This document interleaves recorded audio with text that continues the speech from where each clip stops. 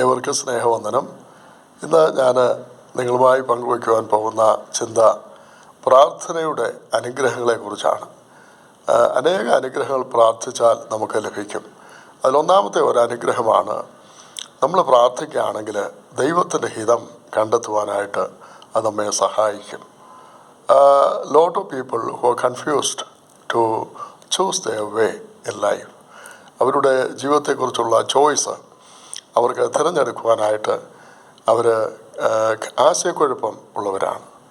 നമ്മുടെ ജീവിതത്തിൽ നമ്മൾ പ്രാർത്ഥിക്കുന്നവരാണെങ്കിൽ ദൈവത്തിൻ്റെ ഹിതം, നമ്മളെക്കുറിച്ചുള്ള ചോയ്സ് മനസ്സിലാക്കുവാനായിട്ട് അത് നമ്മെ സഹായിക്കും. പാട്ടുകാരൻ പാടുന്നത്, നിൻ്റെ ഹിതം പോലെ എന്നെ നിത്യം നടത്തണം. എൻ്റെ ഇഷ്ടം പോലെ അല്ല, കാരണം ഏത് ഗുണമെന്ന് തിരിച്ചറിയുവാൻ എനിക്ക് കഴിവില്ല.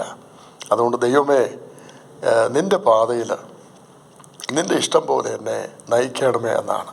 സദൃശവാക്യങ്ങൾ 3-ാം അധ്യായം 5-ാമത്തെ വാക്യത്തിൽ പറയുകയാണ്, പൂർണ്ണ ഹൃദയത്തോട് ദൈവത്തിൽ ആശ്രയിക്കുക, സ്വന്തം വിവേകത്തിൽ ഊന്നരുത്, നിൻ്റെ എല്ലാ വഴികളിലും ദൈവത്തിൽ ആശ്രയിക്കുക, അവൻ നിൻ്റെ പാതകളെയൊക്കെയും നേരെയാക്കും എന്ന് നമുക്കവിടെ വായിക്കുവാൻ സാധിക്കും. അപ്പോൾ നമ്മുടെ ജ്ഞാനം, അറിവ് പരിമിതമാണ്.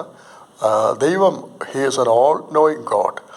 സർവജ്ഞാനിയായ ദൈവത്തിൽ നമ്മൾ അചഞ്ചലമായി ആശ്രയിക്കുമ്പോൾ നമ്മെക്കുറിച്ചുള്ള ദൈവത്തിൻ്റെ ഇഷ്ടം പ്രാർത്ഥനയിൽ കൂടെ ദൈവം നമുക്ക് കാണിച്ചു തരും. അങ്ങനെ ദൈവേഷ്ടം കണ്ടെത്തുവാൻ നമുക്ക് നമ്മെ ദൈവസന്നിധി സമർപ്പിക്കാം.